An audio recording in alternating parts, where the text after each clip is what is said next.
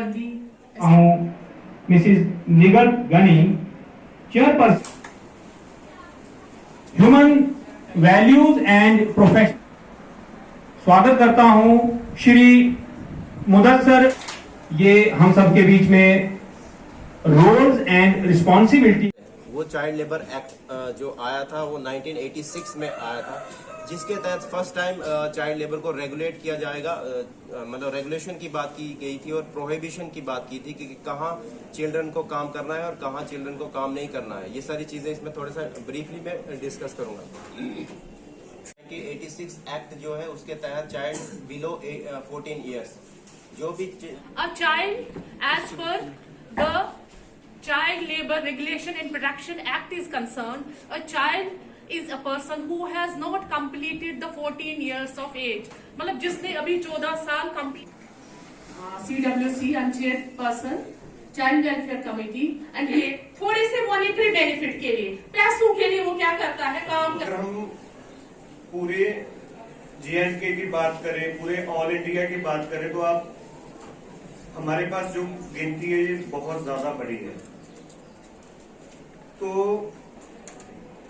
बात ये है कि जो चाइल्ड लेबर है ये ओरिजिनेशन इसका कहाँ से हो रहा है,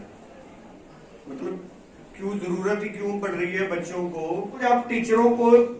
माध्यम से मिलती, जब हम स्कूलों में पढ़ते थे उस टाइम पे इतनी समझ गए। Right to protection, right to survival, education आपने बताया, राइट टू डेवलपमेंट, है ना, राइट टू डेवलपमेंट। ये बच्चों के राइट्स हैं जो आपको पता होने चाहिए। और राइट टू नहीं है कि हर बच्चा जो है पढ़ लिख के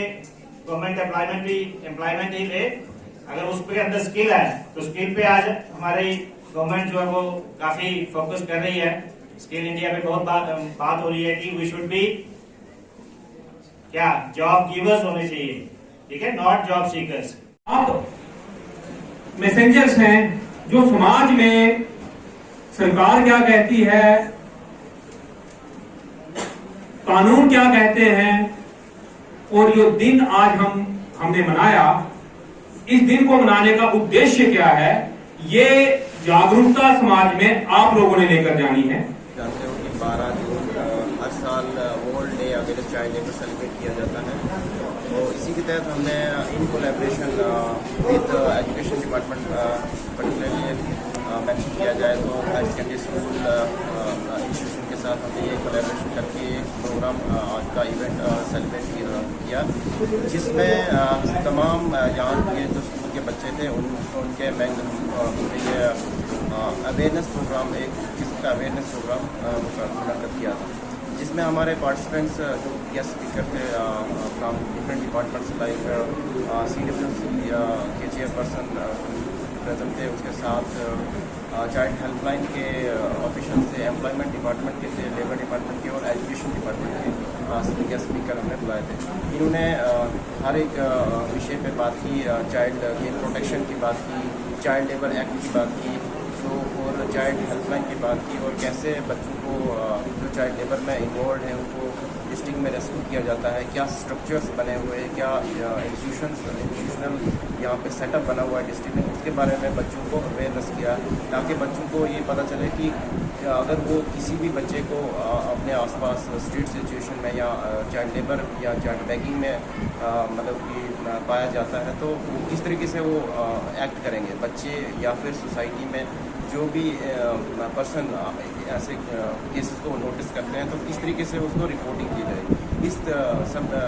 सेटअप के बारे में बच्चों को बताया गया। इस डिपार्टमेंट जो लेबर डिपार्टमेंट है पर्टिकुलरली वो अकेले इसमें काम नहीं कर रहा है, ये as a district task force एक बनाया गया है डिस्ट्रिक्ट, हर एक डिस्ट्रिक्ट में। वैसे ही रामबन में डिस्ट्रिक्ट टास्क फोर्स बने जिसमें हर एक डिपार्टमेंट जैसे कि एजुकेशन डिपार्टमेंट, CWC,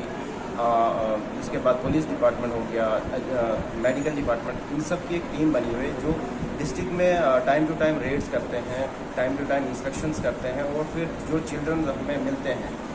इस केस में लेबर में तो उनको CWC के पास प्रोड्यूस किया जाता है, और CWC बाद में इन्वेस्टिगेशन करके फाइनल डिसीजन लेते हैं कि उस बच्चे के साथ कैसे इसको रेस्क्यू करना है और क्या उसके बाद एक्शन करना है। अगर उसको स्कूल की ज़रूरत है तो उसको स्कूल में एडमिशन किया जाता है। अगर उसको किसी प्रोटेक्शन की ज़रूरत है तो उसको चाइल्ड होम में प्रोटेक्शन दी जाती है और वहाँ पे अदर फैसिलिटीज़ उसको दी जाती है ताकि चाइल्ड लेबर से उसको रेस्क्यू किया जाए और मेन स्ट्रीम में उसको